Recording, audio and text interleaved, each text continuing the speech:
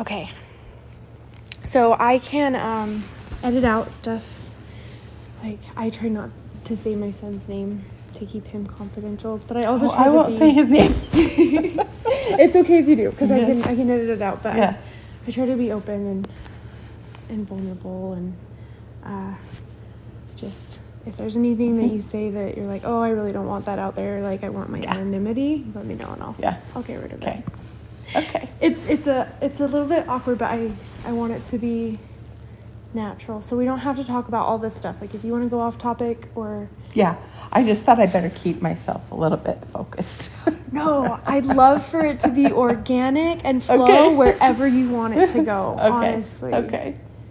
Yeah. All right. Thanks. I better keep it focused. Thanks for doing this. I really appreciate it. You're welcome. You're welcome. So who's your other friend that's doing it? So I've had a couple of friends on. So my friend Nedra and I have done, she was a sounding board for me to do my birth experience. So my first fertility journey and birth experience was my first episode. And then I had another episode with her. There's a dirty diaper on the floor right there. Sorry about that. Hey, that happens when you have kids. and then I had another podcast episode with her, but it didn't record. Oh, dang it. So we lost that one. And then I did one with my only friend from nursing school, Lexi. She's in Texas now. And then I've got one scheduled with Nedra next week, but she couldn't do this week, so I'm appreciative to this one. But I'm going to do one with Peyton, and I'm going to do one with Lexi from the ward too. Yeah. So. How's Peyton? Good. She's going through a lot. She cares so much. And she's amazing, and she's going through. She's going to get on and talk about her fertility journey. Good. Kind of go into that stuff. Good. We're thinking about maybe doing an episode 2 where we clean out, go through her house and her bathroom and her kitchen cabinets and stuff. As she starts to think about switching things out. So yeah, I'm looking forward to that a lot. But yeah, they're going through a rough time. Yes, they are. The seasons of life. Yes, they are. So, what products was she getting rid of? So I know that's something I need to do too, but I took the advice from somebody online that said, one of the first things is to drink purified water. And I do drink a lot of it. So I got the Zero water filter. Okay. And I'm loving that. Except it's one you just have to pour your water into, and it's not like anything super fancy. I would like to get RO. Would you recommend RO? So there's one brand that I was looking at that I'm a little bummed I didn't get, but I can't remember what it was. But Just Ingredients recommends it, and they're these big silver tanks. Oh, okay. And I think they filter through layers of rocks and stuff, and then they have like smaller filters and stuff too. I need to look more into that. What I do have and what I'm familiar with is an AquaTrue, which is a reverse osmosis filter. And I liked it, and I did a lot of research to buy it, but now I'm a little frustrated with it. I feel like it's really hard to find a good balance of minerals when you add back to it. So that's been a struggle. So I found when I thought I was low, because maybe we should talk about this on our thing. Yeah. Well, anyway. No, I would love to talk about anything and everything that you want to talk about. I was just making sure it was still recording. Oh, it's recording right now? Yeah. Oh. No, it's great. I love it. So anyway, I got a Zero filter. Anyway, now I'm awkward, so we gotta stop. How are you feeling about your Zero filter? Well, it's slow. I just have a quart jar that I put by it, and I just fill it, so it's not an automatic. I have to kind of do it on my own, but I like it. That's good. I feel good about not drinking the water after I looked up on I don't know. It was online on the water. Like the website for the... Yes, it tells you what amounts of what toxins or whatever are above the recommended level. I didn't realize that It's a lot. Yeah. Well, and something that they don't test for is pharmaceuticals. Oh, so that's even minus the pharmaceuticals. Yeah. So people have done tests on water and they found that there's a lot of like birth control. Oh, nice. In our water, which is really scary. So I didn't start with filtered water, but the first step I ever took was drinking more water. Oh. And I have this dinged up water bottle that the lid broke too, and it's this Hydro Flask, and it is so dinged up. Roberto calls it my support water bottle. But that's the first thing I ever started with was drinking more water, and the water filter came, I think, soon after that. But it's a good thing to start with. Yeah. So I'm usually a pretty good water drinker. So I was already there with that. I just needed to make the water more pure. Yeah. I was drinking.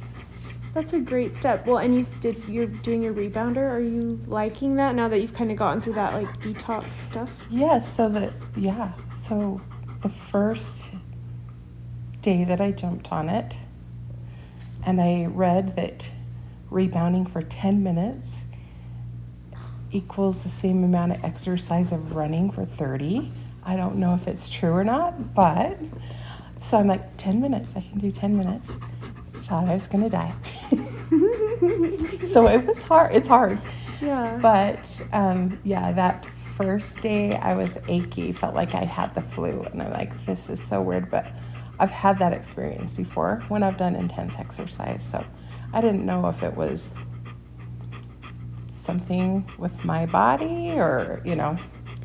Yeah, because I've experienced it before. If I do more than walking, I feel like I have the flu, like when I first do it. But I decided I was going to push through it, and I did it the next day, and I thought, oh boy, I'm in for it.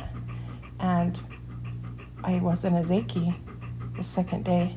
So I think maybe what you speculated and I wondered about was that it could be the toxins. Yeah. I'm not really sure, but Detox reaction, stuff trying to flush out. That's my personal experience, at least. Because I was super sick when I first started to move and exercise, and like Roberto would be like, you gotta exercise, you gotta exercise, you gotta exercise. He was right. But I had it in my head that when I exercised, it was so painful.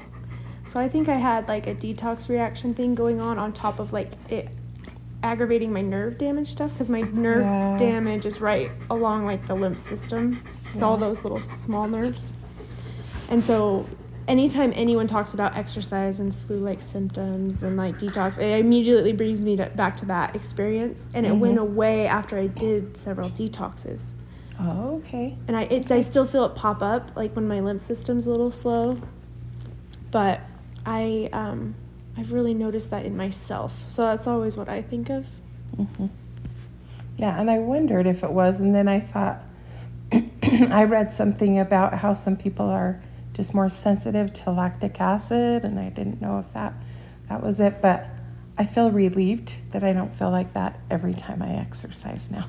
Because, I've done walking and I don't have that experience, but today I rebounded, and I did not ask Alexa to tell me how many minutes I had left until I only had 1 minute and 30 seconds left. And that was huge for me. I'm like, I can't believe I didn't get that desperate until I am so proud of you. That is awesome. I feel like those are the little wins we have to celebrate. Yes. Like when I first started exercising, it was just walking and hiking. And I remember the first time I like walked a mile, and I was like, whoa, wow, I did that. I was so proud of myself. I know, like if you compared it to somebody else, then you wouldn't feel so proud, but for you, against you, that was good for me. Yeah. Just going around the walk, taking Laker on a walk was huge for me because I didn't die doing it, and before I felt like I wouldn't be able to do it no matter what. So what we did with our rebounder is we had a recliner in our bedroom.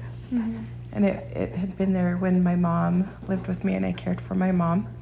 It was her recliner, and she had our bedroom at the time because it had a shower that was easier for her to get in. And so that recliner got moved out of our room because I told my husband, I want to rebound instead of sitting in that chair. I know TV shouldn't be in the bedroom, but that is where my husband likes to watch TV. And so I said, okay, we're going to take that out. And we put the rebounder in there. And my husband is rebounding as well. That's amazing. I know. And it's so nice because you don't really have to do anything. You don't even have to wear shoes on them. They're so So I much just fun. get on there in the morning and jump and listen to my 80s and 90s music. I love it. That 80s and 90s rock, that's where my soul is. Yes. I have such the weirdest taste in music, but my dad's 80s and 90s rock. So I can just picture myself in the morning going to AC/DC. Yes. Jumping. Rebounded in the morning. I love that. That sounds like a really great way to wake up. It is. It's good. Well, it's good. I don't do it immediately as I step out of bed, but it's really easy. Like, you don't have to put on, your shoes and put on your exercise clothes.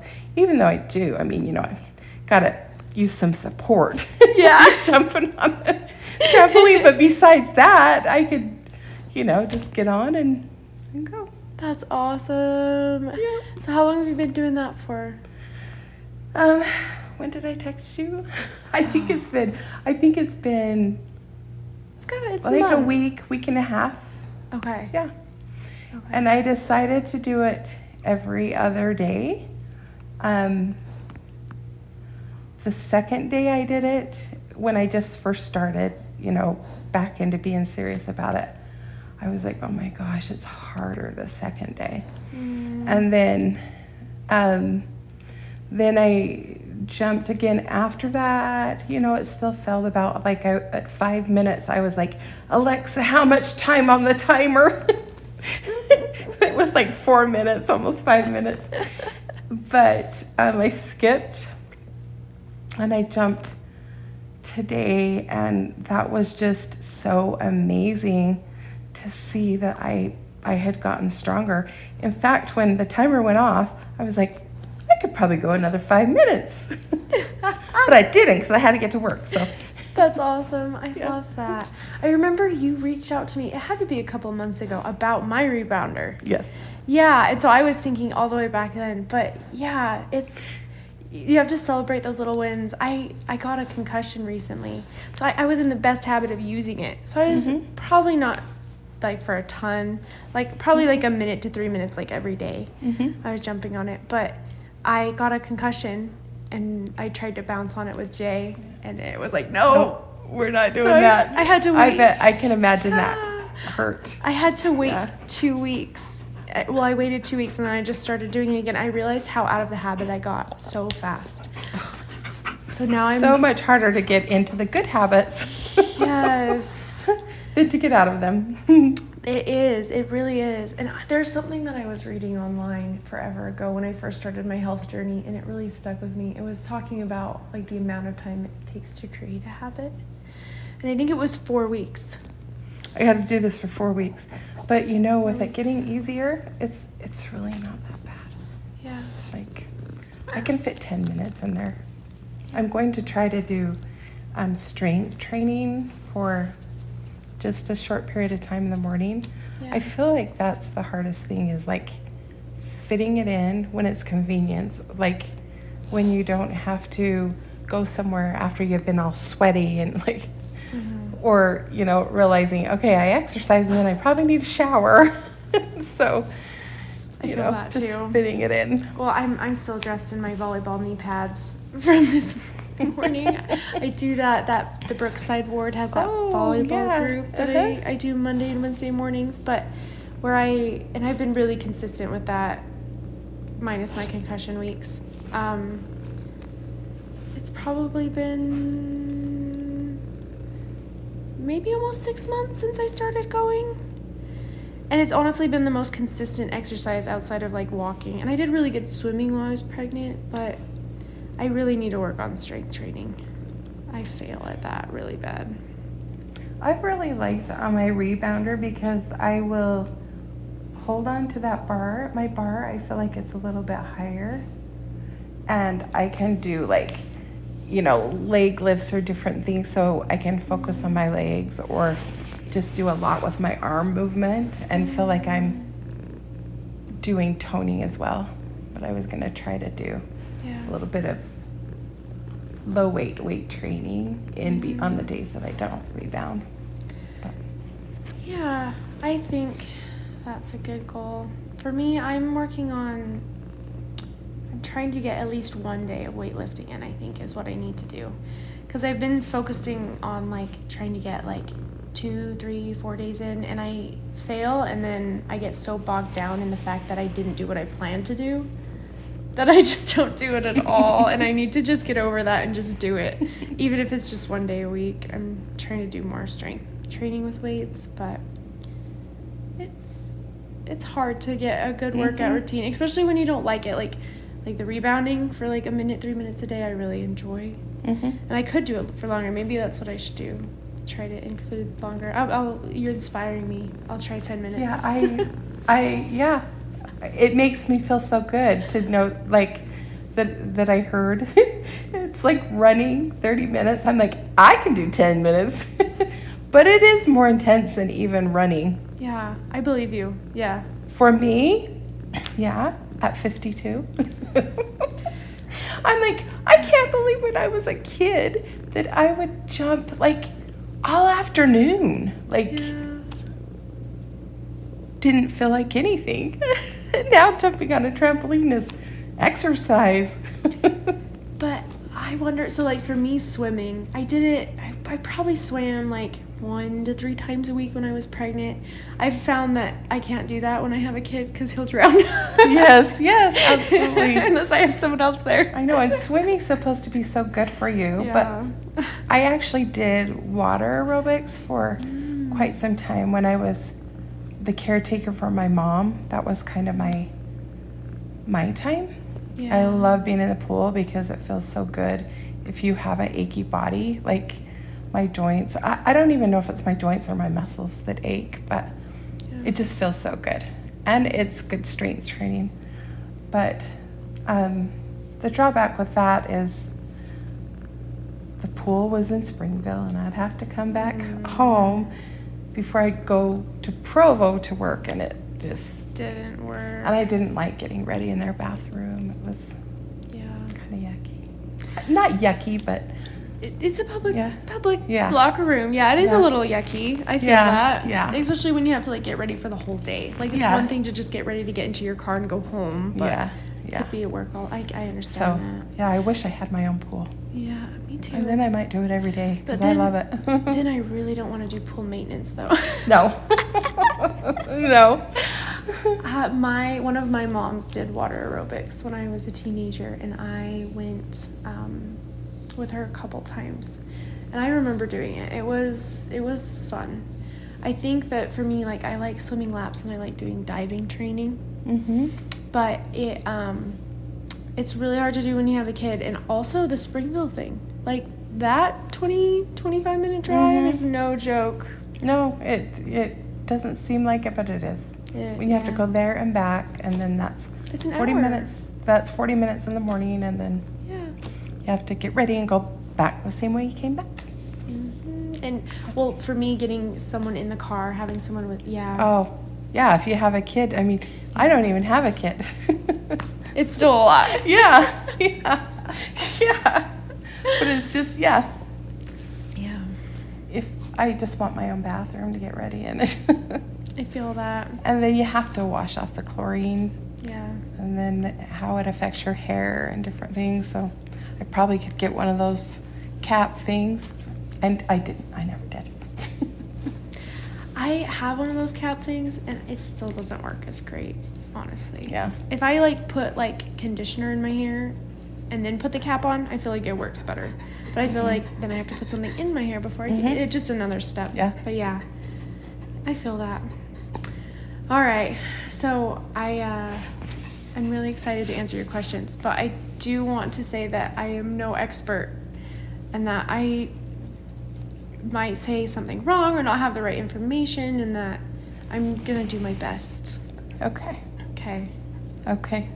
So I've known you for a little while, and I know that you had a health journey that was really difficult and went from doctor to doctor and was in a lot of pain with an autoimmune condition.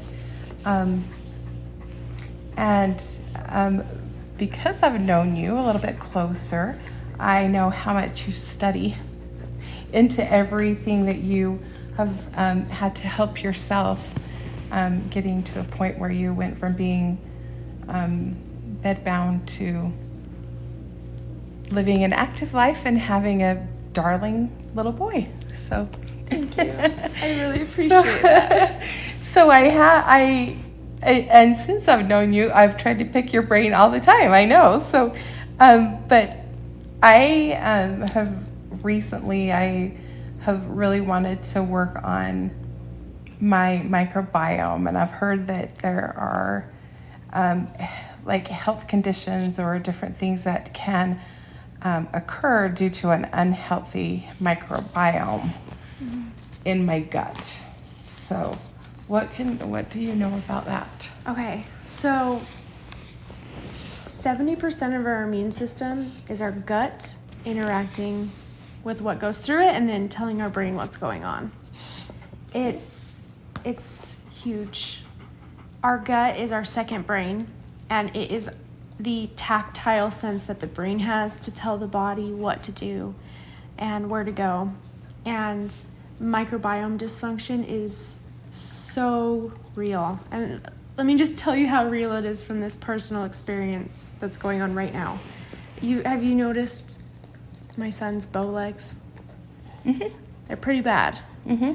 So next time you get it, you probably haven't been like watching it, but they've gotten significantly better. Okay. And it's because we've been treating them, and you wouldn't believe that it's related to his microbiome. So when he was 2 months old, he had a UTI. Okay. Had to have antibiotics, wiped out his microbiome, and he has not been absorbing calcium, even though he's had plenty in his diet. And so he has rickets, which they say is really rare, and they only diagnose when it's so severe that they test for it. And they just tell us all that bow legs are normal. And I was just told it's normal, it'll go away on its own. It's normal, it'll go away its own. And then several people were like, hey, it's bad. Like, go get it checked out. And the pediatrician's like, no, even if I were to give you a recommendation to a specialist, they wouldn't do anything because he's not a surgical candidate yet. Wow. That's what I was told. So finally, enough people got to me, and I was like, I have to go somewhere. So I went to a holistic doctor here in Payson. And he's like, yeah, it looks like rickets. And he put Jay on... Do they test for rickets? So they can test like the vitamin D levels and the calcium levels, but he didn't test for it. He's just like, let's start treating it, and if it gets better, it's rickets. And that's what we did, and it got better within 3 days. Wow. 3 days of treatment, his legs started to straighten out. And so I had already kind of assumed this was going on, and I had started giving him high-dose vitamin D, and I had been giving him calcium, so I was so confused of why like he didn't have calcium, so I just thought it was the vitamin D. But it turns out the calcium I was giving him, it wasn't bioavailable. It was something his body really had to change to be able to use. And but he had milk. He has lots of different forms of calcium, but he wasn't absorbing it because of his gut microbiome, and his digestion was so poor. And so I had been giving him slippery elm, which is something that coats the side of the digestive tract and helps to regrow the mucous membrane in our digestion tract and like close the gap junctions for leaky gut. Stephanie, I just have to interrupt you for a minute. I can't believe, of all children, that your child had an unhealthy microbiome, because I've watched you do everything right. Yeah, it's crazy. His diet is great. Wow, that is amazing. Yeah. How much effect those antibiotics had. Yeah, it is crazy to me. I am astonished that we have so much knowledge about the microbiome and how important it is, how detrimental antibiotics are, how overused antibiotics are, also how many treatments we have alternative to antibiotics, and yet we still don't have a program in place post-antibiotic to rebuild the microbiome. And so this has been kind of like a new thing for me. And like I've worked on healing it in myself, and I'm honestly learning a lot about furthering healing my gut from this experience with my son. And so it's crazy because his whole life he has had the poorest digestion. And I knew it was off, but I've also never had a kid before, and the pediatrician's telling me, oh, it'll fix itself. It's fine, it'll fix itself. But he has undigested food in his poop every single day. And I knew in the back of my head, like, that's not normal, like something's going on. And then he's had he's been a late teether to the lack of calcium. You've got the bow legs. And then he also has struggled a little bit with his immune system, like just lags of colds. And then he also has these water warts, which he picked up at the pool. What typically causes rickets? So rickets is a lack of vitamin D and calcium. So that's what, okay, wow. Yeah, it's a deformity in the long bone. And so even though he goes outside every day, and he had plenty of sources of calcium, because his body isn't absorbing he goes outside so much. His hair's blonde instead of brown. Yes. He's outside plenty of the sun. I mean, we don't get outside every day, but like today we went on a little 10-minute walk around just the yard and down around the pond, and like we get outside. And so and I'm also still breastfeeding him, so like he's getting the nutrition that he needs, but because his microbiome is so poor. Yeah. Wow. So I'm learning a lot. So this holistic doctor is helping me and guiding this process. And so I took him off of the slippery elm, and we put him on a digestive enzyme, high-dose calcium, high-dose omega-3s in the form of fermented cod oil, and it's flavored with cinnamon. And we're getting probiotics from a lot of different sources, and we're doing a laser light for his little water warts. He's got 3 of them. But I've literally been fighting these things for over 6 months. They're so stubborn. And I haven't been able to get rid of them because his gut is off. It's all... That is insane to me. Linked to his gut. Yeah. And wow. And so his digestion got worse after I started all of that. Hi, welcome home. His digestion got worse after I will. His digestion got worse after I started all of that. And so I put him back on the slippery elm. And then the combination of all of that just clicked. And his digestion is better than it's ever been. And his legs are improving. The combination of what? So slippery elm, digestive enzymes, and then high-dose calcium, vitamin C.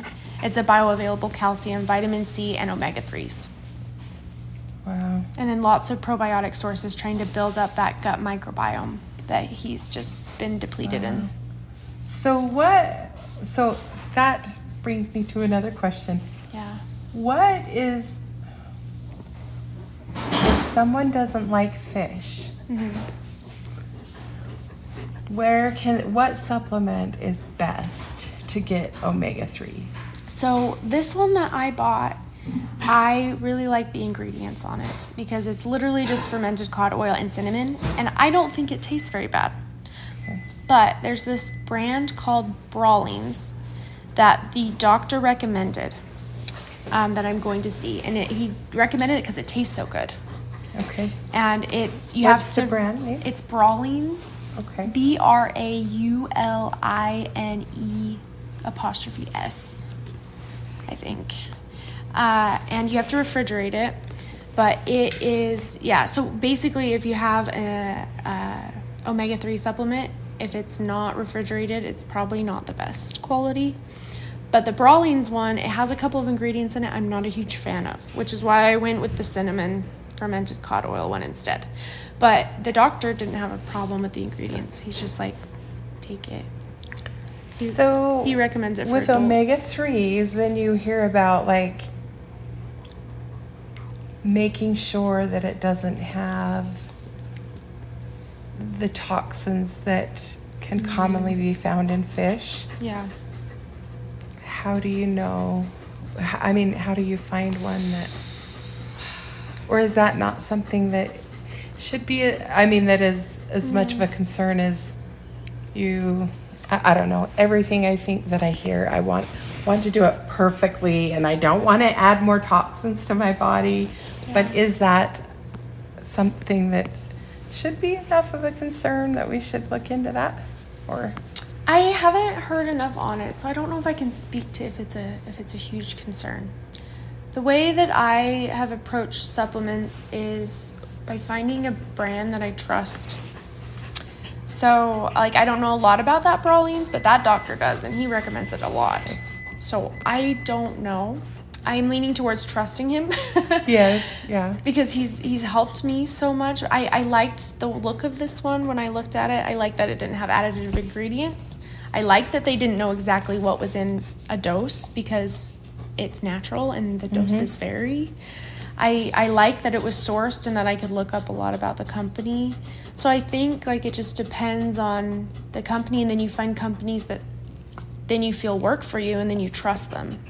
Do you know what works for me? Is ask Stephanie. Then I totally trust it. Trust it. And I go with it. I figure if you could come back from where you were, that you've done research on the stuff that you use. Yeah. So. Well, and some of it's been trial and error. Some of it's I'm going to try this, and it doesn't work. And I spent money on it, and it's gosh, dang it. And sometimes it works. And I found that things that work for me don't always work for someone else. But sometimes things that work for other people don't always work for me. And it's really a personal journey. Peyton, she's doing the Garrison therapy, the coffee. Right now? Yeah, she's been doing it. I should have done it with her. She's been doing it weekly. And she loves it, the coffee enemas. Yes. And so, that's working for her. But, there's some people that, they don't want to do that. It's not going to work for them. If I could get my husband to do that, yes. I know it would help him so much, but he's not going to do that. I know. That's so true. Yeah, my sister and I want to get together and be our support people for each other to do that. But maybe I don't. So she's doing it once a week. Mm-hmm. Whereas when you were really doing, I think that you told me when you were doing a deep detox, that you were doing it for a week. Yeah, so I actually started with doing it once a week. Okay. And then it wasn't enough. So it causes such an intense detox reaction, and then at least for me, I could feel it building and my nerves were on fire. So I could feel my body needing to get it out. And so I just wanted them all the time. I was having one every 2-3 days. And then I just was okay, I have to listen to the instructions. I had to humble myself. Be okay, I got to follow the instructions of the doctor that created this program. And so it's a coffee enema every 2 to 3 hours. And I skipped nights. And it's so worth it.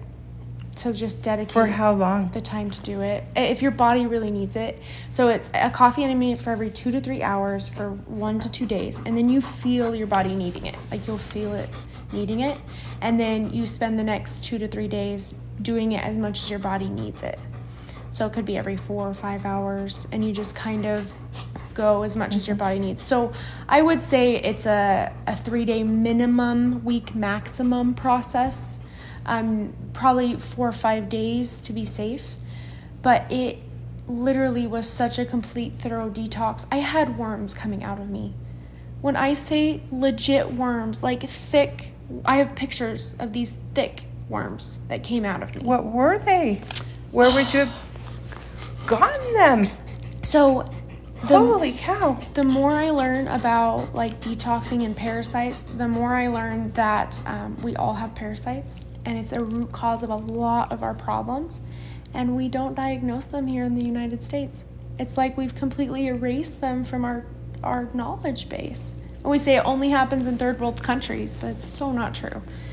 If you look back to like old doctor books, like old like records that doctors used to take, there's tons of evidence that we used to do like regular parasite cleanses, just like we do for our farm animals and our pets.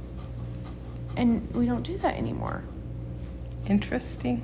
Very interesting. So I just got done with a detox. I did that herbal cleanse I was telling you about, which I realize isn't for everyone because there's a lot of steps and it can be very overwhelming.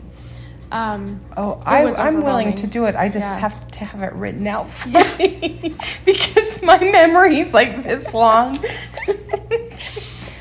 It's a lot. Like you start with triggering your bowel, and then you're going to the bathroom 3 times a day. And then you're taking something for your bladder and your kidneys to help them flush out everything. And then after you've done that for a week, you add in the liver. And then you do that for another week. So then you've got the bowel and the urine and the liver that you're taking. At the same time. At the same you time. Just continue and add on. Mm-hmm. Okay. And then you do that for a month.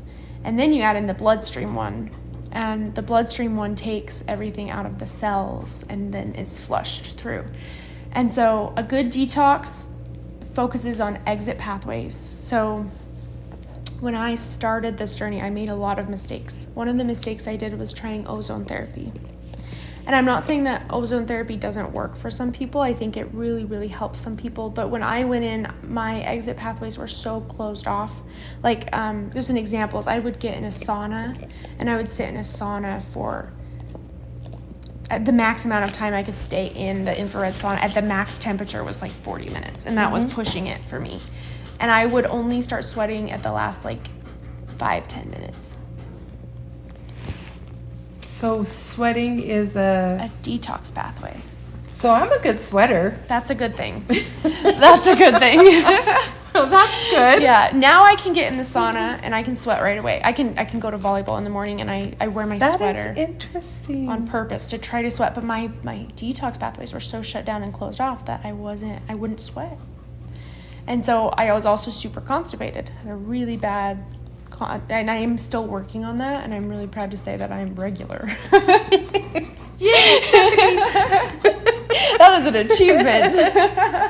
And also, like, I'm a mouth breather, too, and when you mouth breathe, that's a whole nother thing. Like, nose breathing is really important, so I've worked really hard to, like, nose breathe at night. Speaking of which, I need to get more tape. I do that little tape trick, if you've ever heard of that. Mm-hmm.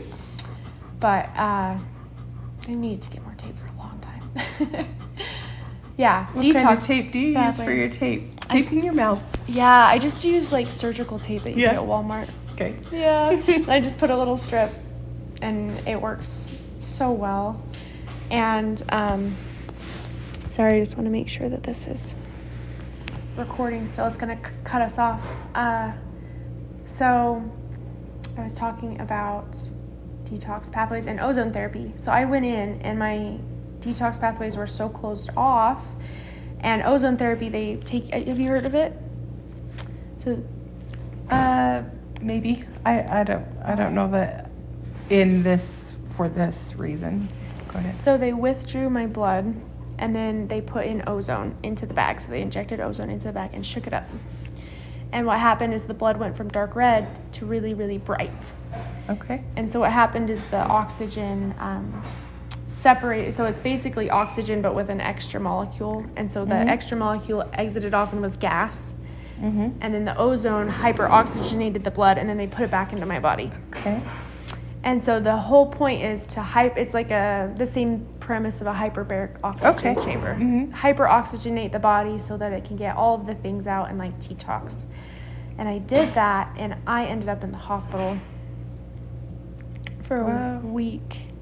I couldn't, like, I moved all of these toxins out of my body, but they had nowhere to go, and they were sitting in my gut and my liver. I had gallbladder attacks, and I call it like the massive gut attack. Like, I would eat anything, and my gallbladder would have so much pain, and everything was sensitive to my stomach. So basically, I just rushed all these toxins to my gut, and they couldn't go anywhere, so they were sitting there, and they caused nerve damage in my gut. And that was, I had taken like 10 steps forward, and that was like 20 steps back. Oh, goodness. So I learned a lot about the importance of detoxing and opening up your detox pathways. So a good detox, and that's why like people get flu-like symptoms and these detox reactions is things are not open. So sometimes things can work themselves out, but if someone's like super, super ill or having super bad like side effects, it can be really detrimental to not have them open and to try to detox. And that's why I think detoxing gets a bad rap too sometimes, because oftentimes it makes things worse before it gets better. And if your detox pathways aren't open, it makes things a lot worse and will make you worse overall. So tell me, since we're talking about detox pathways, yeah, what are all the detox pathways that we have? So the biggest one is your bowel, and then you have urine, you have sweat, and you have breath. Okay. So those are the 4 detox pathways. And you also have your liver, which is kind of like an internal one. So your liver is what filters all of your blood, and it filters all of your blood every 5 minutes. And so what's really cool about that is our lymph system, it takes everything that it's gathered from all of our cells, all of the little things, the areolas and the venules and the little itty bitty spaces and what the cells dump into the extracellular spaces. That's what the lymph system does. It picks all that up. It's like the trash pickup, and it dumps it into the bloodstream. And then the liver filters it out of the bloodstream, and then it uses it's one of the ingredients, all these toxins, is biliary salt. So there's a lot of things in bile. One of them is biliary salts. Sorry, it filters it into bile. Bile is so cool. It has so many processes. There's biliary salts which help break down fats. There's these toxins, and then there's also, it uses it to replace electrolytes. So those are 3 of its functions, and I think I might be missing 1 or 2, but I think that's all of its functions. So basically what happens is the bile dumps, gets out toxins, breaks down fats, goes through the body, recycles electrolytes through the gut, and then is absorbed 3 to 4 times before it's excreted. The bile? Absorbed where? Through your gut. Okay. Yeah. So toxins can be reabsorbed 3 to 4 times before they're excreted, especially if you have a constipation problem, if you're not moving, if you have wide permeable gut gap junctions. And so what's really cool about the coffee enema is coffee, there's 2 active ingredients. There's the coffee enema and there's the palmitic acid. So the palmitic acid goes in, and it is the precursor to glutathione, and the liver makes glutathione. And that's why you lay on your right side instead of your left side, because the right side, so most enemas you lay on the left side because the goal is to get as deep as possible and clean stuff out. But with coffee enemas, you lay on your right side.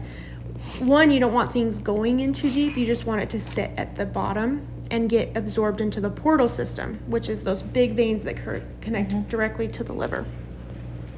And so that palmitic acid goes to the liver, stimulates the process of glutathione, and the caffeine does 2 things.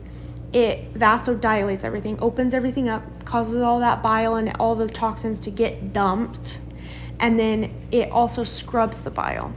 So it attaches to the bile and makes it so that it doesn't reabsorb, and it gets excreted right away. And that is really helpful if you have a giant toxic load and you want to get it out really fast. And so like this doctor that I'm seeing for my son, he is a huge fan of like slow detox.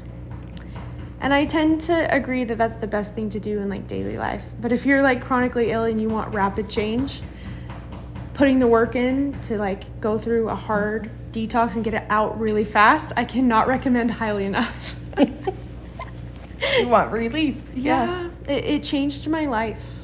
Yeah. I went from recovering to being recovered, and then to go on Living. Yeah, living. And not just living.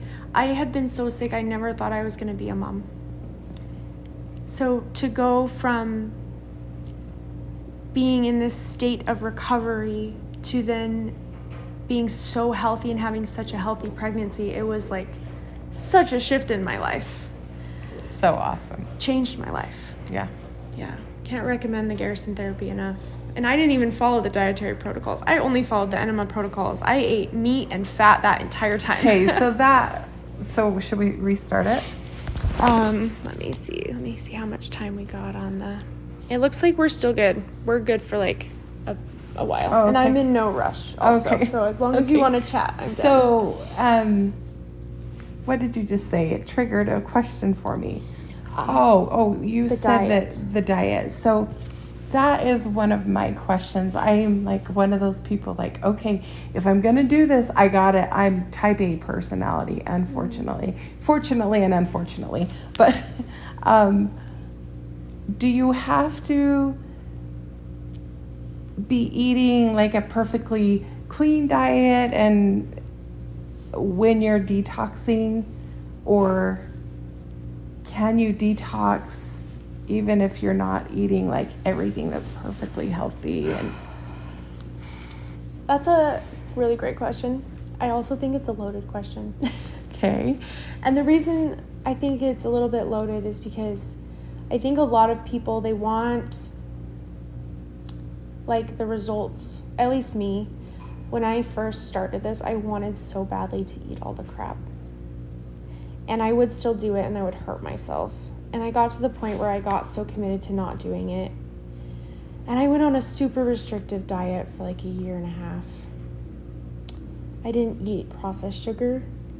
I didn't eat gluten. I didn't eat dairy for like a year and a half. And then I went through the Garrison therapy and I got pregnant, and I started to add those things back in slowly. And I think I had started to add them back in slowly because I had healed a lot of that stuff and I could tolerate it, when before I could not tolerate it at all.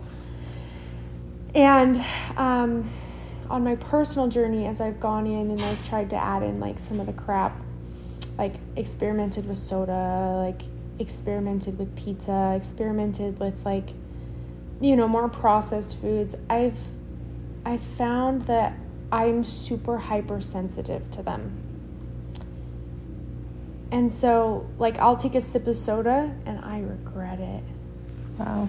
My body, and maybe it's my nerves, like maybe my nerves make me more sensitive to things. I don't know. But I just noticed it so acutely. And I think that there is room for balance. There's no way to be completely perfect. I think there's room for balance. Like every once in a while, my parents come through and they love Fat Jacks. And we get Fat Jacks. And I eat Fat Jacks with my family. And then you're sick. Yeah. And then I am, and I regret it. And I'm like, gosh dang it, next time I'm not going to eat the Fat Jacks. But the next time they come through, I do anyway. Or Thanksgiving rolls around. And I love stuffing, but they didn't use the best bread for the stuffing. And I really want the stuffing. Or pie. I love pie. And we have the Pie Sisters in Salem. So I think there has to be room for balance. I just think that balance is going to be each person's own individual. But I think that there has to be, like, if you want the detox that you're doing to have lasting change, you have to be giving your body, at least for me, I have to be giving my body what my body needs. And I have to be consistent. And I have to, like, it's really changed my relationship with food, because it's not just because I'm hungry, it's because I'm giving my body the conditions and the environment it needs to support me and to be healthy and to feel good. And when you make those changes long enough, because it takes 2 months of a dietary change to make a difference and to like notice something. It takes 6 months to really like feel the effect. And then it takes up to 1 to 2 years for your body to then use that change to really heal. Wow. Interesting. I have noticed when I have had times where I've gone off not eating sugar or not eating like fast food or something, and when I eat something sweet or I eat French fries or something, they are not what I expected or thought they were. And sometimes the sweet is too sweet for me. But it's interesting we let ourselves get back to where we're not sensitive to that again. Yeah. It's so frustrating. But it is. Yeah. I feel like it's convenience. I think a lot of it is convenience. And like also your profession too. I think there is an actual study out there on this, but I don't remember the specifics, but it's on what nurses and like doctors, like medical personnel eat. We have some of the most unhealthy diets imaginable. And it's because our profession leaves no space for cooking. Mm-hmm. Yep. Or healthy food. And like you look at what hospitals sell, and I think Intermountain actually has some pretty good, some okay options, but most of it's junk food and soda. Yep. Well, and food stamps. Do you know the number one item bought with food stamps? What? Soda. Ugh. Thank goodness soda is not one of my problems. Thank goodness. Yeah, soda is a hard one to kick. It's. Did you know that Coca-Cola actually pays millions of dollars to the Diabetes Association? Oh, I believe it. Yeah. I was listening to something the other day. I don't know how real it is or not, but it was some doctor that, and I don't know if this is a conspiracy theory, but it was saying that Japan, to get the U.S. back from something lots of years ago, put something in foods that we eat that trigger diabetes. Yeah. Well, that would be a good biological warfare. Yeah. I just learned, so I'm listening to this podcast currently. It's Tucker Carlson and Casey Means. And her brother's on there too. I can't remember the brother's name. But I'm only like 25 minutes into this podcast, and I've already learned that in the 90s, the cigarette companies were getting in trouble and going bankrupt and having all these problems because people are finding out they were causing lung cancer. And so what they did is they went and they bought these food companies. They bought the 2 food companies that were the conglomerates at the time. And they took all the scientists that were involved in making cigarettes addictive and put them towards making food addictive. I believe it. Yeah. We've been poisoned. And I don't even think the original intention was to like slowly kill us. I think the original intention was just to get us addicted. Make us eat a lot of it and make us addicted so we would never stop. It's money. It's really evil. Yeah. So if someone wants to work on healing their microbiome, well, first of all, how does someone know that their microbiome is unhealthy? That's a great question. The gut is so important, and there's so many variety of issues that can come up. And so things that you want to look for that I've learned along my path with my son, watching other people's experiences, my own experiences. You're looking for diarrhea or constipation. You're looking for bloating. You're looking for stomach pain. You're looking for skin issues. Skin issues are a big thing. You're also looking for immune issues. So if you get sick and you have a really hard time recovering, that's a really good sign that your gut is struggling. Poor digested food is another sign. I'm trying to think of any other ones that will come to me. And like constipation, I'm just going to clarify constipation, because many people think it's like, oh, as long as you're moving like every 3 to 4 days, you're fine. No. You need to be having a bowel movement every day, minimum. It's so important. And when doctors say that it's not, that really irks me, because it is.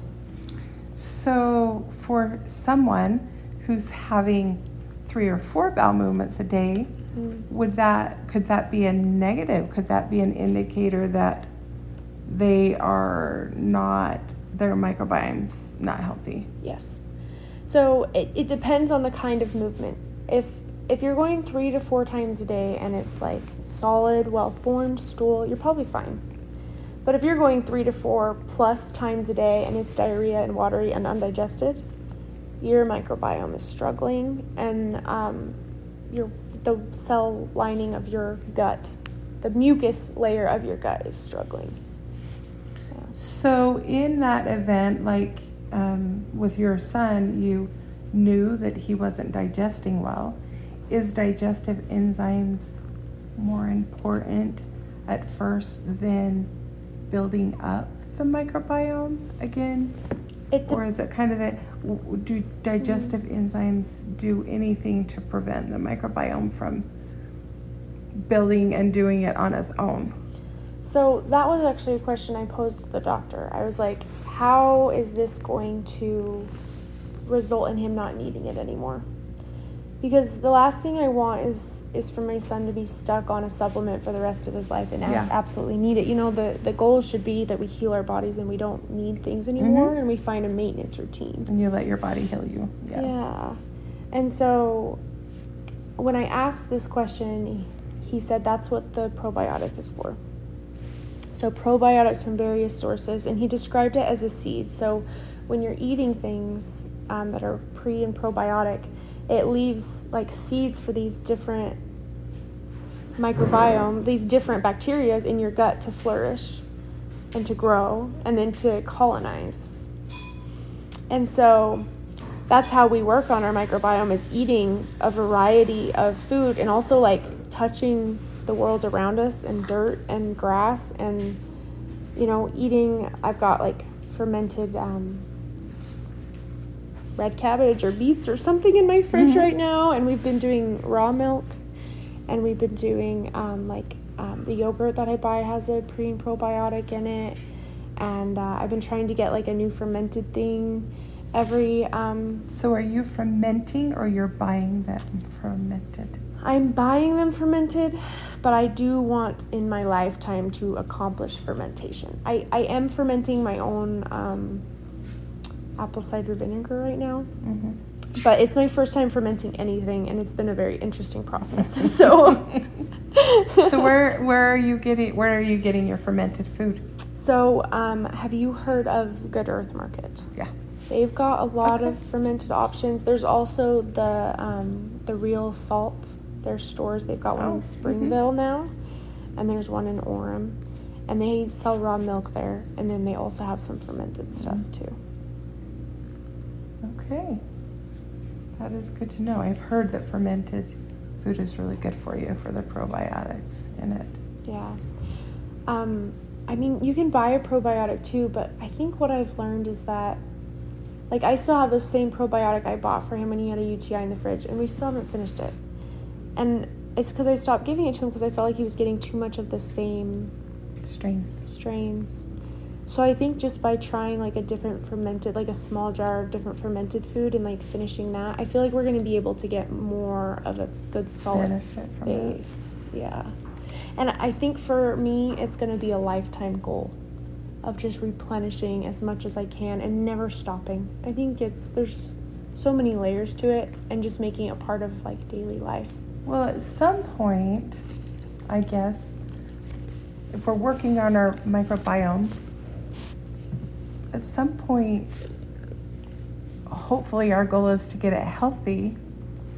So we need to continue adding probiotics to keep it healthy, or you mentioned prebiotics.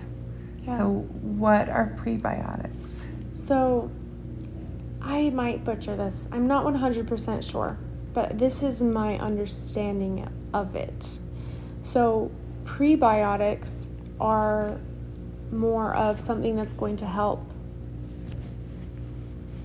prior to food being digested. So it like almost preps the body to digest, where probiotics actually actively help in the digestion process. And I might have butchered that, but that is how I understand it at this point in time in my life. So I've kind of looked into it a little bit, and my understanding is different. So that now I don't know if I was understanding it right. I haven't read up on it recently, so you might be right about it.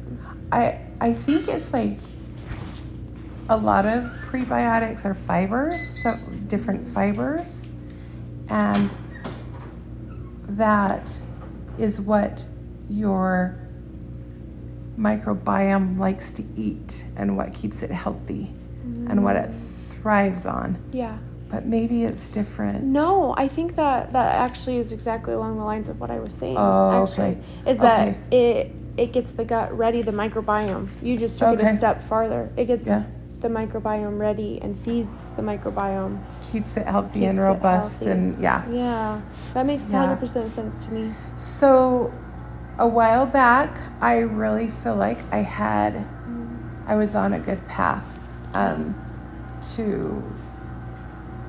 I feel like my microbiome was healthier. I had lost some weight, which was staying off. And I don't know if having an unhealthy microbiome causes you to have reflux, but I stopped having reflux. And I was doing pretty good. I was trying to avoid gluten. I think I really have a hard time with gluten, and I don't want to have a hard time with gluten. But at that time, what I was doing was taking both a probiotic and a prebiotic. And sometimes even if I didn't take a probiotic, I would take a prebiotic. And I really feel like both of those together worked really well. But then I ran out of the prebiotics that I had, and I still, even asking you which ones to get, I still haven't gotten them yet. But my question is, like, how often should you take prebiotics, and is it a daily thing, or? Yeah, I think that there's different approaches you can take, and I think everyone's going to have a different thing that's going to fit their lifestyle. I think there's the approach of like, okay, I'm going to get this probiotic, I'm going to finish the bottle. And I think the wrong approach would be to get the same one. I think getting a different one. Just kind of building. Yeah, and getting different ones, I think would be the approach that I was going to take. The approach that I'm deciding to take, and this is a new habit that I'm building in my life, is finding it in my food. Yeah. And I feel it. Like when I eat that fermented beets I've got in my fridge right now, my gut likes it. It makes it really, really happy, and I almost like crave it. And so I just have a little bit with lunch every day. And so I think that that's the approach that I'm choosing to take. And I think that it makes sense that it helped your reflux. And so I think that the reflux as in like acid buildup, right? Okay. So like a burning, yeah, I can't remember exactly the mechanism of action, but I was telling this to Peyton because she gets it too. Is that it's not actually too much acid, it's too little acid. And what happens is the acid that you have is struggling to break down the food that you have, and it gets really like frothy and irritated in its attempt, and then you get that up your throat, I believe is what is going on. Barbara O'Neill on She's got some channels I like on Barbara YouTube. O'Neill. Mm-hmm. She's got, look at her stuff on reflux and Okay. like acid. But she recommends taking cayenne pepper before meals because it stimulates the acid production and then eating. And blood flow. And blood flow to the gut. And it will actually help you be able to digest things and over time get rid of it all together, the reflux. I actually listened to that, and I think I took cayenne pepper in apple cider vinegar. It was pretty hot. I think I gave myself too much. But I've been actually following her a little bit. In fact, I have her natural home remedies book. It's a big, thick book, and the only thing I have negative to say about it is it's not in an order that's easy to find one specific concern. I could see that being an issue. Yeah, I could see I like the stuff that I've learned from her too. I just need to implement it all and get it working. It's so hard. I remember first starting this health journey and getting so bogged down by how much I had to change. And so then I would make a plan, and I do this in my life everywhere, not just with this health journey, but I would make a plan and I would write down everything I needed to do perfectly. And of course the plan was unrealistic. Yeah. and so but at least you're trying. Yes. And you're figuring out the most important things. Yes, I agree. But what I would do is I would get so bogged down in how I wanted to do it in the plan of like how I would do it that then I would like stall and not do it. And then it would take me a really long time to like get back to it and like really start building up and like wanting to try again. And then the other thing that I do, and I do this everywhere in my life, is I'm a to-do list.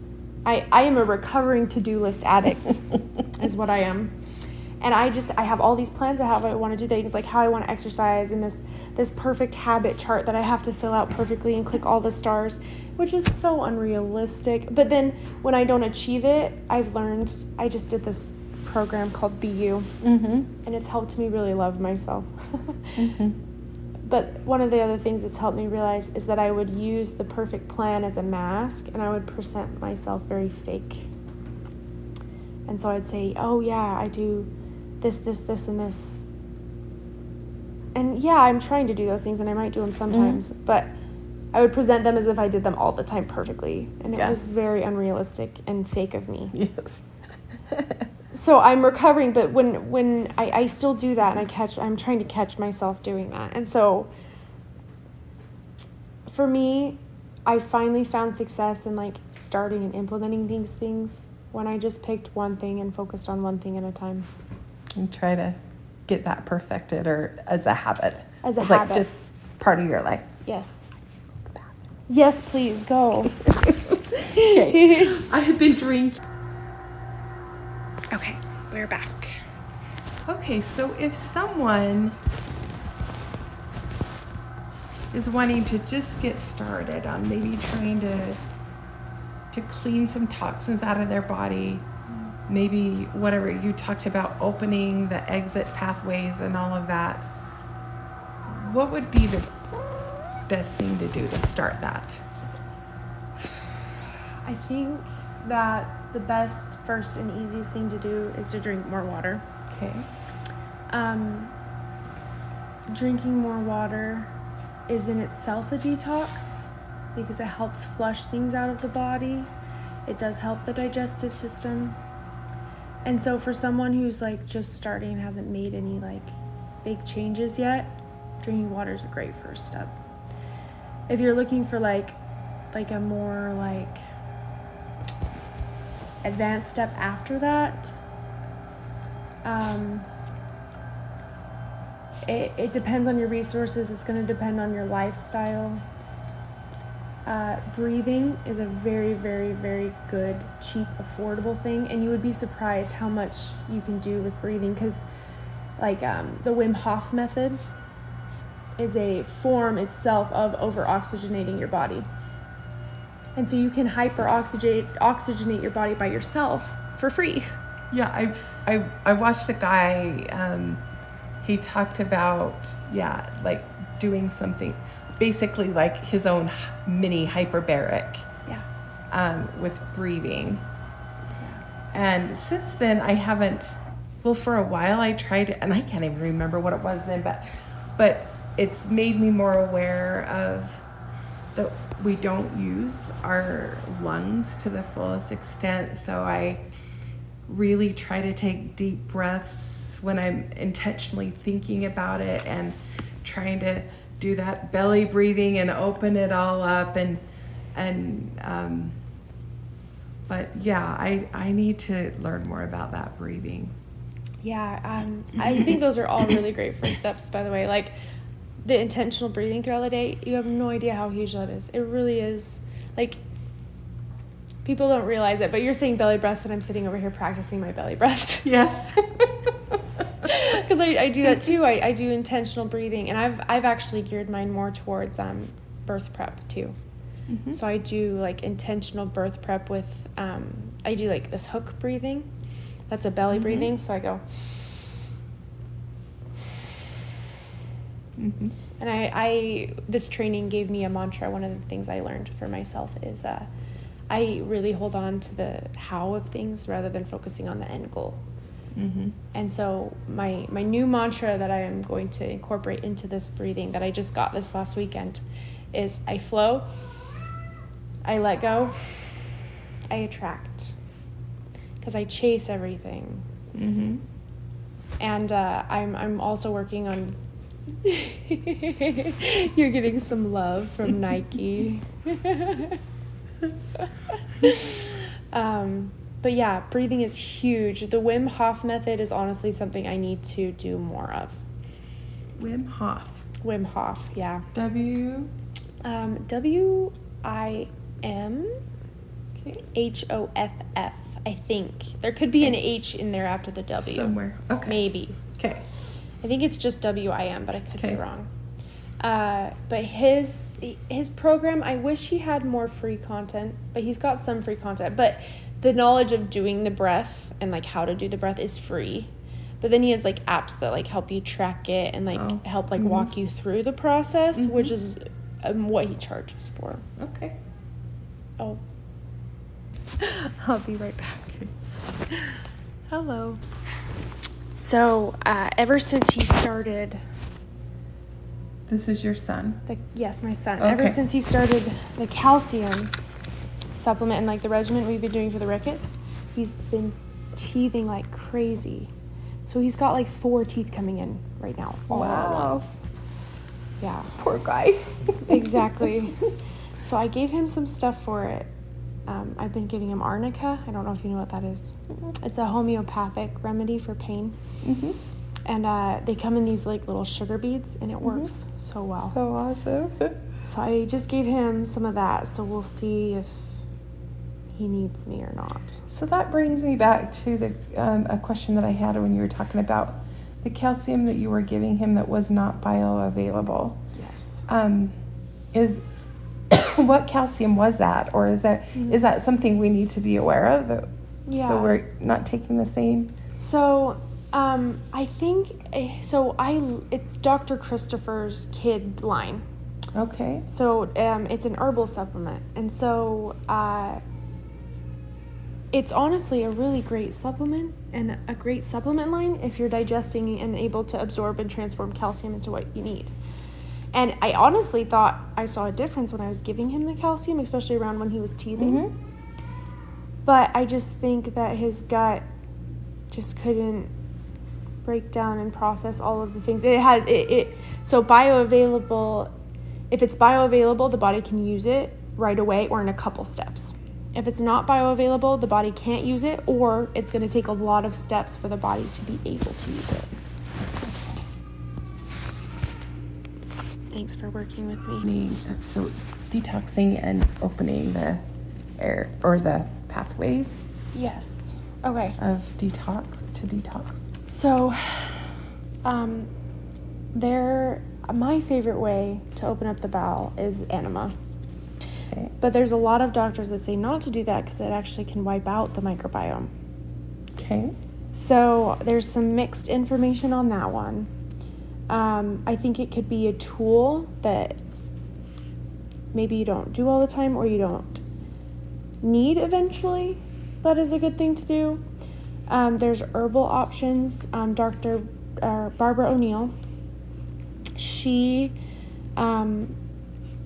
gives a recipe on how to cleanse the bowel, and she talks about how a lot of like constipation and opening up that bowel is habit, and so it's just a matter of changing that habit. So there's like a pelvic floor area where you can go and you can like actually do like Kegels. Here I am doing them, but where you strengthen that area and get it to move regularly, and then on top of like an herbal thing to help it go, that's you're looking for something that's non-habit forming. So there's Senna tea, which they've got like Senna pharmaceutical version of, but Senna tea you can use, but that one's habit forming. So the one that Barbara O'Neill gives, I can't remember the recipe. Okay. But she gives a tea recipe that moves naturally. And Dr. Christopher has a lower bowel formula that has all of the ingredients Dr. Barbara O'Neill recommends, but he has some additional ingredients in there, and his formula works very well as well. And this is a bowel cleanse. Yeah, and that's to open up the bowel. Urine, there's a couple of different things that you can do. Drinking water is a great start. But there's also things like, what is it called? It starts with an S. Sarsaparilla. Okay. Which is a urinary flush, basically. It just kind of flushes everything out. That's another option. There's other things that do that as well. Like niacin is a urinary flush. But I think the best one that I've found for me is Dr. Christopher's urinary combination. And they're just oral capsules that you take. And I was having really bad like lymph system issues around my kidneys and really bad infection. And his stuff was able to help me clear it up and keep it gone when I was trying other things and it wasn't working. So when you're saying opening pathways, with the colon, it would be kind of getting yourself to have regular bowel movements. Yeah. So sometimes when I drink, apple cider vinegar in the morning, sometimes it will make me have a bowel movement, but it's usually loose. Is that an okay thing, or is that? So it stimulates a bowel movement and it's loose. So is it like diarrhea, or is it like formed but soft, or is it like an in-between? It's kind of in between. An in-between? Is it well digested? You know, when I've done it in the morning, it's I don't know, because I'm gonna pay attention now. But it's usually I haven't eaten anything. And I wondered if that wasn't a good idea to take apple cider vinegar on an empty stomach. No, apple cider vinegar is great. So what it sounds to me like is happening, and I could be wrong, but so all the water absorption happens in our large bowel. So if you have something you take that stimulates you to just go fast, it sounds like it's because all the digestion happens in the small intestine. So if you're taking something and it's triggering that small intestine and the large intestine go whoop, it could just be it's not sitting in the large intestine long enough to absorb back all the water. So it's not necessarily a bad thing. It's just you're missing some water reclaiming steps that the bowel does. And that's not necessarily a bad thing if you're drinking a lot of water too on top of it. Yeah. Okay. Yeah. That's what I think is going on, but I could also be wrong. Okay. So the opening the pathway just means getting it out. Making sure things are moving.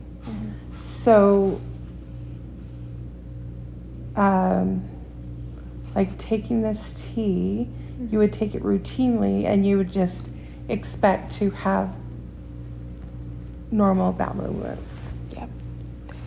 Yep. So to go back to someone who's having 3 bowel movements a day. So if they're loose, maybe not as good, unless, if you're seeing undigested. So if you're having loose, the area that I am thinking about is the mucous membrane around the gut. So there's this mucus lining that is the home of the microbiome, and it surrounds our gut lining, and it's part of the large gap junctions that we get. It's a really important step that a lot of us have eroded out of our gut, me included. I've learned it's actually a part of my constipation problem.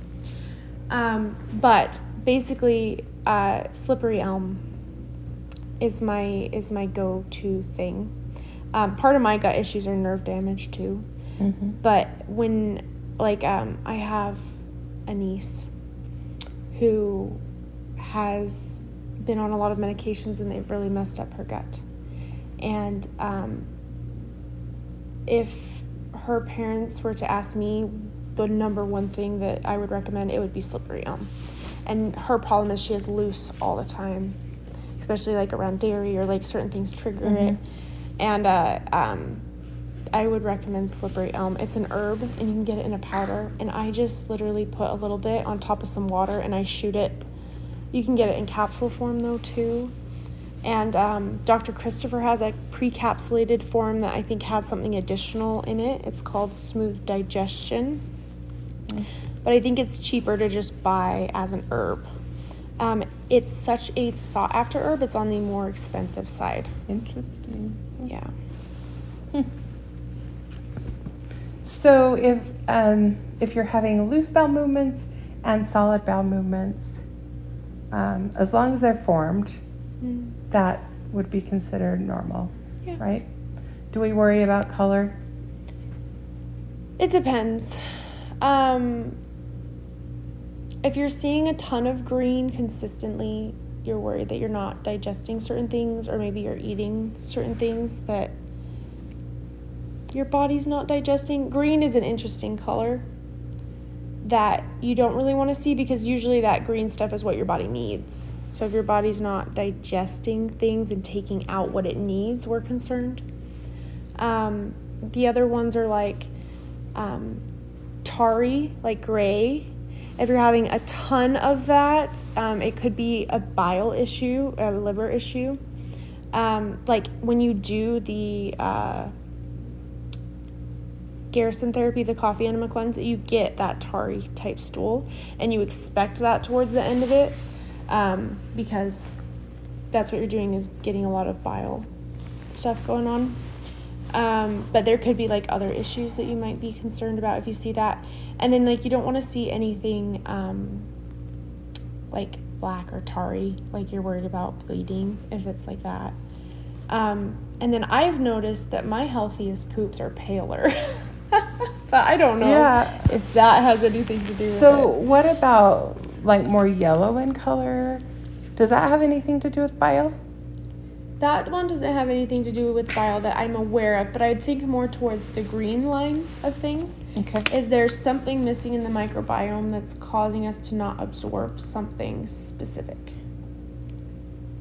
Okay. That's where my mind goes. I could be wrong. There might be a poop expert out there that knows better than So me. if you're having plenty of bowel movements as you're taking different things to help cleanse your body, then that pathway's open. Yes.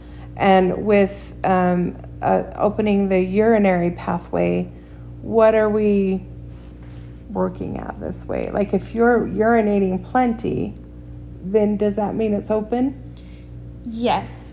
Okay. With, so for me, I think I hurt my kidneys because I was taking too many organ supplements. Oh, okay.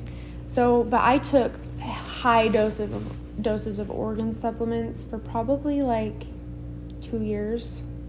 So I learned from that, and I was like, okay, I can't take too much of that. I have to bring in some plants back in. So now I'm taking the organs when I feel like I need them and I'm like craving them, and I take mostly an herbal based, like multivitamin green powder. Okay. So I think it depends on the person. So like if you're gonna take a lot of things that are hard on the kidneys, it's probably a really good idea to take something that's going to strengthen and support those kidneys to do their function. And also if you're going to be doing detoxes for like a long time, or you're going to be even doing a short detox but you feel like your kidneys need support, it wouldn't hurt to take something like the urinary one from Dr. Christopher's line. And I speak of Dr. Christopher because he's what I know and he's what I've used on myself. But I'm sure there are other brands out there too that are great. Okay. And then the other pathway was breathing. So that's just doing some breathing, intentional breathing, or breathing the Wim Hof method. Wim Hof breathing. And then the other one was sweating. So if you sweat plenty, you're good? Yeah. Okay. If you sweat plenty, that means it's open. So that means that like those are all signs that it's safe to detox. And with the breathing, I would add that it's really important to breathe through your nose at night. Okay. So like I haven't had my tape. I ran out of tape, and even though I've had it on my list, I haven't picked it up, and it's been months, and I need to get it back because I miss it. And I notice like my mouth is dry when I wake up. And I'm like, gosh, you're like, darn it, dang it, I did it again. Okay, so once you know the pathways are open, are there some things that we can just, I mean, I know that lemon juice is good for you, apple cider vinegar is good for you, I've heard ginger helps with different things. So would there be like a drink or something that we could add to trying to eat plenty of good fruits and vegetables and a mixture of, good proteins that would help to suck out those toxins? So, and also you mentioned the liver, and I have heard like you want to like get the liver, you want to help the liver flush things through. So is that all part of the detox, or do you need to do something to prepare your liver? So it depends on what kind of detox you're looking to do. I recommend doing a parasite cleanse. Something that's going to get heavy metals out, which could be just a general detox. You want to do a liver cleanse, and you also want to do a systemic cleanse.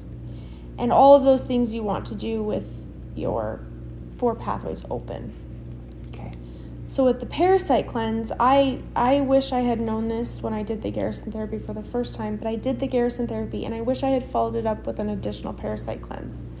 But I just did Dr. Christopher's VF syrup. It's a parasite cleanse. You take a teaspoon in the morning and a teaspoon at night. And it helps to get rid of the parasites, because the parasites are what tell they hide themselves from our body, and they start sending signals to our brain. So a lot of sugar cravings and a lot of carb cravings are parasites. Oh, so if you, yep, and also what they use to hide themselves from the body just so happens to be heavy metals. So if you can get rid of the parasites, you're getting rid of things in your body that want these heavy metals and these toxins. So it's a good one to start with. But you take a teaspoon in the morning and a teaspoon at night for 3 days. So this would be the order you would do it in: parasite, liver cleanse, and then systemic cleanse. Yeah, I would do the systemic cleanse last. And so the Garrison therapy is kind of a combination of parasite, systemic, and liver. Okay. And then I would have followed it up with a parasite if I had known what I know now.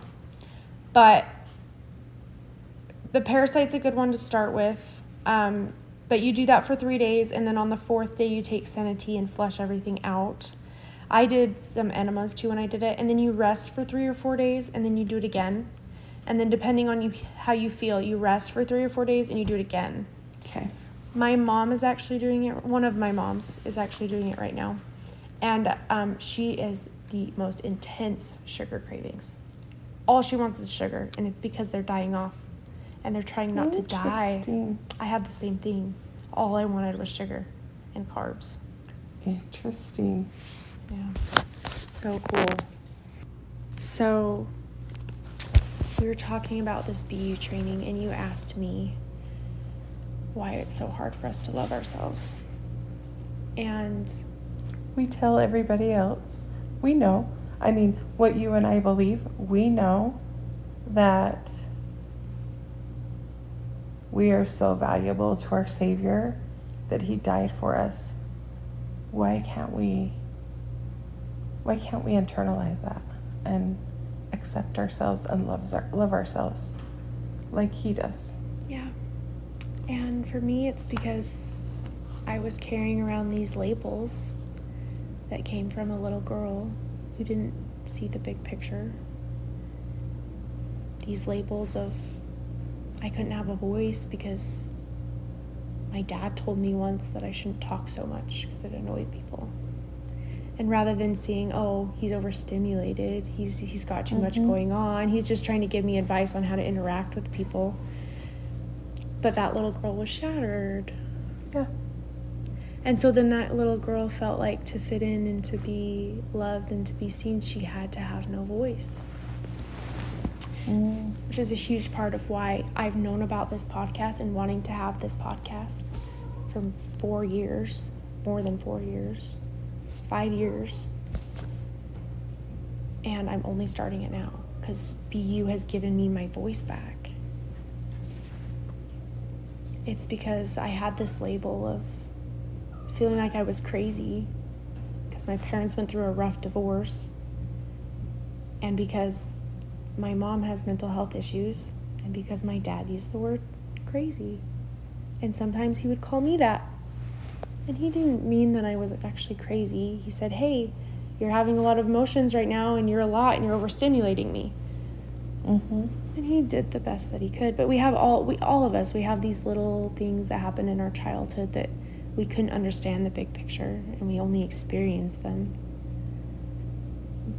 I have this label that I carry around that is fake. I'm fake because I was caught in a lie. And so I always had to be right because that lie I was caught in wasn't my own lie, and I was following someone else. And so I had to always be right because they were right, and they blamed it all on me. So, okay, now I have to be right problem, and I'm a fake. These labels and these patterns we're carrying around our whole lives. I'm worthless because I remember breastfeeding. And my mom wouldn't breastfeed me anymore. And my dad was angry. And I didn't understand the situation and that my dad wanted my mom to stop breastfeeding and that she was doing her best. And I just remember wanting to have this close connection with my mom that she never knew how to replace. And here I am at a 2.5-year-old. And my dad is taking me across the country to get me away from my mom. So she couldn't breastfeed you? So she wouldn't breastfeed me. And all I remember is him being angry, my mom being so distraught, and I also have this pain and this victim mentality that came from the only time my mom would breastfeed me was when I got hurt. So I learned all of this about myself. And I was like, oh, I do this because of that. And then there was other things that happened older in my life that like cemented these patterns. And so I had these labels that are not who I am. They're not who I am, and they're not who my Savior sees me as. But yet that's what I was carrying around, and I did not love myself. I didn't even know how to love or connect with myself. And we don't give ourselves the break that we would give to anyone else. To anyone else. Anyone else. We don't know how. Yeah. So I went through this program, and I can tell you now that I am an open, genuine, worthy woman. And by being open and genuine, I create connection. And because of that, I influence people, and I inspire people to want to be worthy. Yes. Yeah. Yes, you do. Thank you, I know. That's who I am. Yes. And even though I feel sometimes to be open and I disassociate again, I get to choose to be open. And now I even know that I have that choice I can make. Yeah. This program is changing lives. It changed my life. Be you. Be you. Okay, friend. I gotcha. Come here. We've got friends here, don't we? Yes. Huh. Hello. Well, that is really interesting. So,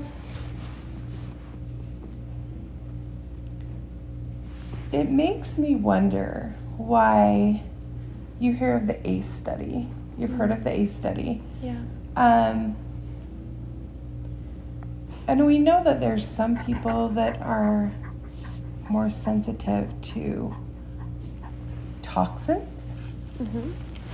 And there's some people, or maybe there's some people that don't seem to be affected by the toxins that we're exposed to, or by food sensitivities or whatever. Do you think that maybe these adverse childhood experiences affect people in that way, that toxins affect them more? They can't, like, is there a connection there, do you think? 100%. I think that the line we have drawn between mental and physical health is the most arbitrary line that has been ever drawn. Mental and physical health are so intertwined. And the fact that we don't treat patients that way really makes me angry. When I started this healing journey, it was because I wanted to become physically healthy. But there hasn't been a single step that hasn't involved mental growth and mental healing. Even this BU training I did. I got done with the first day of part 2. And I had a headache all day. I was like, what is going on? It's like, okay, maybe I'm dehydrated, I've been busy. So I drank a bunch of water, nothing happened. So I'm like, okay, I go to my meditative state. I'm like, okay, I just need to accept this pain. It's trying to tell me something. So I accept the pain and the headache gets worse. And then we're driving home and Roberto's driving and I'm in the passenger seat and we're almost home and I'm like getting physically ill. I'm like, what is going on with me? And I've done like lots of energy work and I could just tell there's a lot of energy, but my brain was like on fire. And I'm just trying to accept it and let it do what it needs to do so it'll go away. And I just had this thought in my head, go to the grass. And my husband parks the car and I'm lucky it was a warm day and there was no snow on the ground because there's snow on the ground now. But I crawled out of the car, went to the grass, and I was on all fours with my forehead on the floor. Okay, you took your shoes off. Took my shoes off. You did the grounding. Yes. Okay. Took my shoes off, palms on the floor, my feet were on the ground, my balls of my feet and my heels were up, and my forehead was on the ground. And I was shaking as all of this energy rushed out of me. And when I say my head was on fire, it was literally on fire. And now I think I'm the only person that experienced this. I mean, Roberto had a couple headaches and like energy moving around. Mm-hmm. But I literally, like, my whole brain just was, like, on fire. And all of this energy shot into the ground. And I can't even repeat the shaking that I was doing. It's like I was convulsing as all of this energy left me. And I haven't been able to put my glasses on without getting a headache since. Interesting. I have no words. It's very interesting. So how are you going to get back to being able to wear your glasses? So this whole experience has, I feel like it's almost like connected my heart to my brain. Mm-hmm. And then I feel like really connected to God. Mm-hmm. And I feel really aware of the adversary and when he tries to influence me. And I feel really aware of like the strong revelation that I get, and that I'm working on becoming more aware of like the still small voices that come in. And so through this new connection that I feel like I have with Heavenly Father, I've been praying and asking him what I'm supposed to do with this glasses issue. And I've had this plan where I've wanted to work on my vision holistically for a really long time. And I feel he's like, okay, push you off the cliff and you're just doing it now. You're doing it. And I've been scared to do it because it involves not wearing glasses because you have to work your eyes out. And it involves literally putting cayenne pepper in your eyeballs. Okay. Yes. Which is scary. Yes. Like, that's a huge cliff to jump off. Yes, that 3 is. times a day. Yes, that is. Yes. It's hard enough to put it in your mouth. Yes, it is. So I'm doing this. It's by Dr. Christopher. You have this little eyeglass, and you put water in it, and then you put the extract in it, and you put it to your eye, and you flip it, your head back, and you blink. And get it in your eye, and then you. So it's the cayenne pepper in water. Do the other one. Okay. Yep. So have you done it? This is my 3rd day, so I've done it twice. I still have to do it one more time today. Okay. And it's hard, but it's kind of like taking cayenne pepper by mouth. You take it by mouth, and then it gets easier the more and more and more you do it, and you feel the health benefits of it, and so then you want to do it more. Like apple cider vinegar too. Yeah. You feel the benefits, and then it starts to taste good. The burn. Yeah. And you crave it sometimes. I'm not quite to the craving of the eyeball cayenne pepper. No, I wouldn't. That would be a hard one. I'm hoping to get there. I'm hoping to see results. I haven't seen any yet, but I'm only on day 3. And I told Roberto that if nothing happened by 6 weeks, that I'd go back to the eye doctor and get my prescription renewed. It's interesting how some things that we just cover with a Band-Aid can be fixed by something that maybe we just need to change or do different. Hard work. Hard work. Yeah. It's interesting because exactly what you say is like we have all these little Band-Aids, but these festering wounds underneath. And instead of clearing out the festering wound, we just keep replacing the Band-Aid. Yeah. And that's honestly what I feel B did. Like all of that emotional stuff, all of that baggage I was carrying around everywhere, it helped me unload it and be free of it. And it's not like that stuff doesn't also creep in. And it's not like it was a one-fix-all solution. But it gave me the tools that I need to come out and then be able to keep it off if I choose to. Yeah. That's beautiful. And it was the program being brought to us was totally by God. Like, he literally dropped it in our laps and was like, you need to go to this. And we were like, okay, but how are we going to afford it? Yes, and Roberto liked it. It was... Yeah. It's... You'll have to ask about him himself, but... you walk in the grocery store and you try to make eye contact with someone, and no one makes eye contact with you. No, they don't. It's like we're zombies. You try to smile at someone because they say, smile to make somebody's day, and they almost turn away. Yeah. Yes, I agree. We're zombies. I agree. And so, BU for me, it rehumanized me.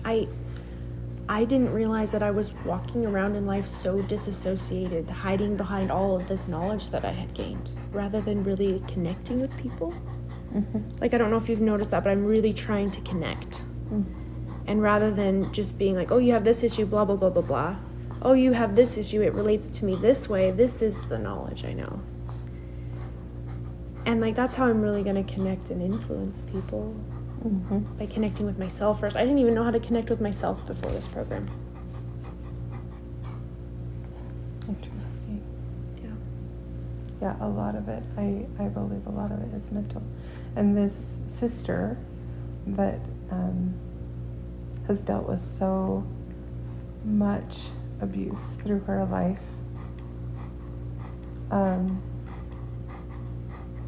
she has so many health issues that doctors can't explain.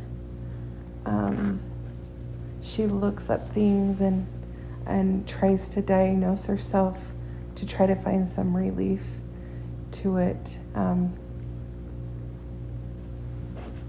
And if a doctor doesn't agree or follow along with her line of thinking about what is wrong with her, she goes to another doctor.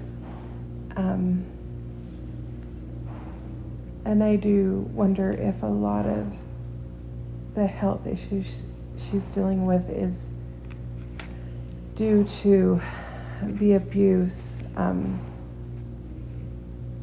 know for me, when I was little and there was that breastfeeding thing, I associated pain with being loved. I had to be a victim in pain. Something had to be wrong with me for me to be loved and connected to. So, and when I was in 2nd grade, my dad accidentally broke my arm on the tramp, and it was a bad break. And it was like both of my bones in my arm was like this, a T. And my dad actually reset it in our dining room. Took me to the hospital, reset it so well that I didn't need surgery when I would have needed surgery before, and my bone would have poked out of my skin. And then all of a sudden my dad was giving me one-on-one attention. And he just was giving me all this love and affection, and he was so sorry, and it reinforced this idea in my mind that I had to be in pain, I had to be a victim to be loved. And so even though, like, my vaccine injury, very real, my injury to Gadavist, very real, but also in my mind I was seeking of a way to be a victim and to be in pain, and that 100% played into my condition. Yeah. And maybe that is what it is, because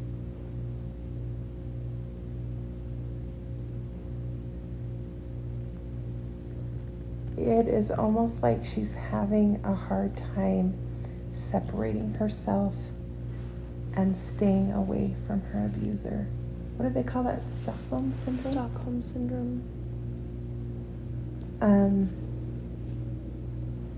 But it kind of messes with my mind, because I'm like, how could she be wanting, like, some of these horrible things that he's doing to her? He throws money at her when he'll buy her big things, take her on big trips. Anyway, he pretends like he's wealthy when he's really, just not paying taxes, on his businesses or whatever, and that's why he's got plenty. And but it's almost like she is just so pulled back to that. Like, we're giving her as much love and we're discouraging, and she told her daughter, the more you tell me that you don't want to have anything to do with him, and so you won't have anything to do with me if I go back to him, the more I want to go back. It doesn't make sense. Like, nothing makes sense. Yeah. If you had told me you're in pain and you're looking and seeking pain and seeking disease and wanting to be a victim because of these things that happened in your childhood, the patterns that I had made no sense, because the patterns were made from the perspective of a little girl who didn't understand the big picture. And that's how all of us live. And so I take a step back and I look at my mom, one of my moms, and she was abused as a child. And she has a really hard time in relationships. And she picks bad men. Men that take advantage of her. Men that put up their end of the bargain and never follow through. And I see this pattern in her because, number one, she feels like a failure. She feels worthless. She doesn't love herself, and so she doesn't hold a high standard of how she should be loved. And she loves with money because the only way she felt loved as a child was when someone bought her food or a coat. And so that's the only way she knows how to give. Interesting. What is interesting to me is we can be raised under the same roof with the same parents, and the way things affect us are so individual. Yeah. So things that affected her in a negative way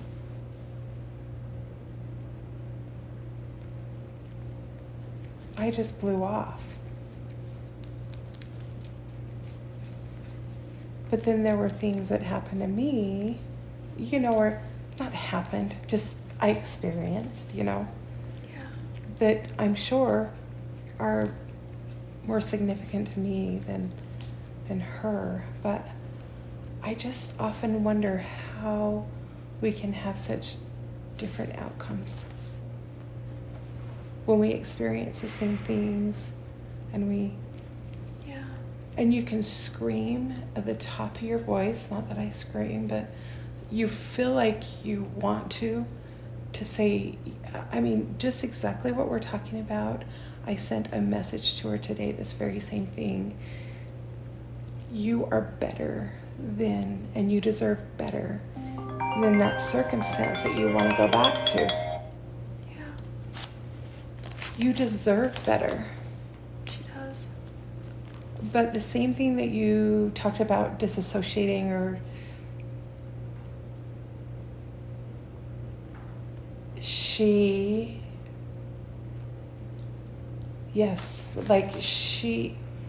is not herself, she is her situation. I don't even know how to explain that, but I don't think she knows who she is without being that person that goes through these abusive cycles or these abusive events that she goes through and then gets showered with Love. monetary things. Yes. The To way her, that love she is monetary. perceives love. Yeah. Yeah. I think you're spot on. I think somewhere in her childhood, something happened where money and a monetary item is what made her feel love. And so now she craves the situation that, even though it's bad for her and she deserves better, she doesn't feel like she actually does.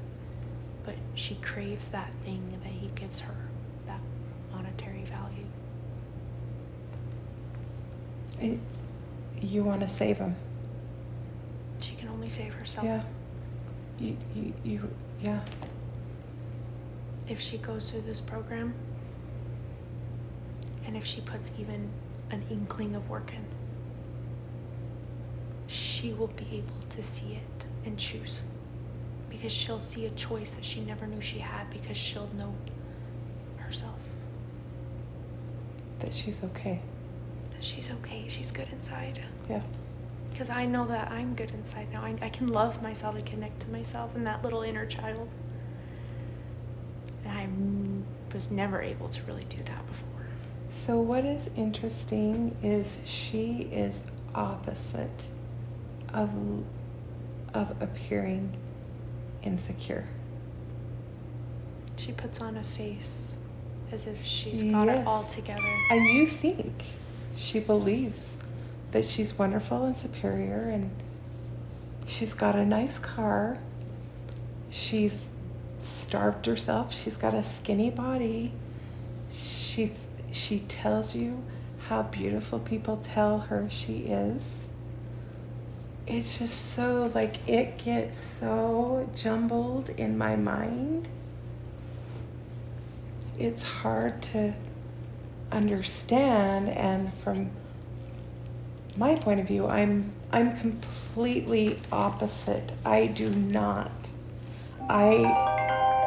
really dislike divas or people that think that it is so important to look perfect and beautiful, and like, I detest that almost to a point of it being negative for me, because I struggle to connect with people that appear to be that way. Yeah. It's just so interesting to me that she is complete opposite of that. Yeah. As I learn about my siblings and I try to connect with my siblings, I'm learning that we had very different childhoods, even though we were in a similar situation. Yes. It's very bizarre how much changed after I left the house that I didn't realize that impacted them so drastically. And I think they don't realize and they don't see how the beginning of my childhood, when they weren't around or when they weren't quite aware, impacted me. Yeah. When my mom passed away, and we as siblings were talking about our mother, which my mother is an angel. She's a saint.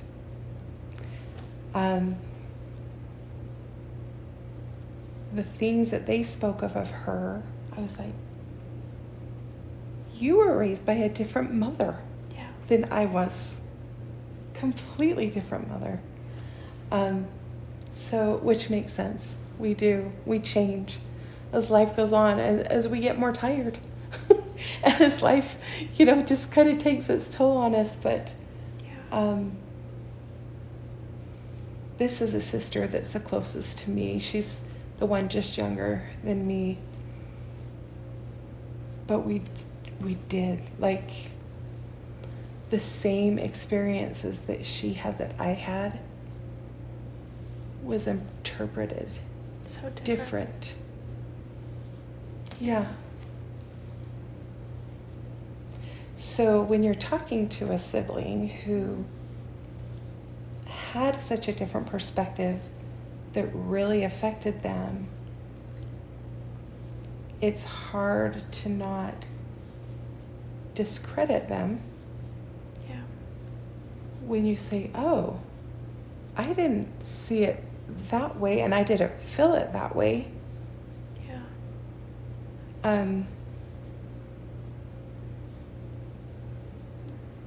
So it's hard to be able to understand, even when you grew up in the same house. Yeah. And it's just interesting why it affects people. I mean, our brains are different, our bodies are different. We are such individuals. We are. It just like that just tells me that over and over again. Yeah. Yeah. I can pause it if you need to take it. Okay. No, I'm going to go in just a minute. It's my son, and he's my one that's home from a mission. He is most connected to me, and he worries about, where are you? Are you, when are you going to be home? I'm like, I'm not used to this. You've been gone for 2 years. And all of a sudden, I've got a babysitter. He cares. Yes, he does. I love him so much. I have needed him, but yeah, for sure. Oh. Well, when you guys get signed up for BU, exactly. let me know, and I'll see if I can staff. And I'd love to meet your sister, because the way you describe her, it sounds like she's beautiful.